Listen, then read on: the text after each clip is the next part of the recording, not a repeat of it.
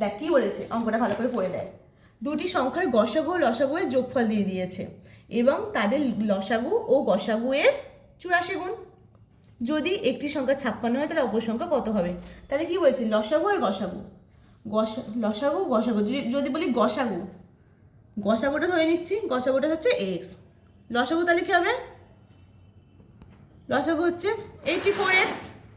দুটোর যোগফল কত বলেছে? 680। তাহলে 84x প্লাস এক্স সমান হচ্ছে 680। তাহলে 85x সমান কত হচ্ছে? 680। এক্স এর মান বার করবো, 680/85, তাই তো? কাটাকুটি করি, কত দিয়ে যাবে?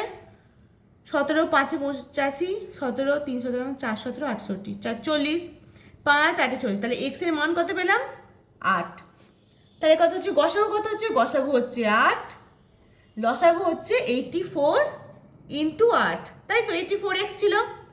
এবার কি বলছে, একটা সংখ্যা দিয়ে দিয়েছে। আমরা কি জানি, লসাগু ইন্টু গসাগু সমান সংখ্যা দুটোর গুণফল, হ্যাঁ কি না? একটা সংখ্যা যদি 56 হয় আর একটা যদি অপর সংখ্যা যদি ওয়াই ধরে নিই, তাহলে ওয়াই এর মান বার করলে অঙ্ক শেষ। তাহলে এখান থেকে কি করবো, 8 ইন্টু 84 ইন্টু 8/56 সমান ওয়াই। 8 7 56, 7 1 7, 7 2 14, 8 12 96। তাহলে ওয়াই সমান 96। দেখ অপশান কোথায় আছে? অপশান ডি হচ্ছে উত্তর।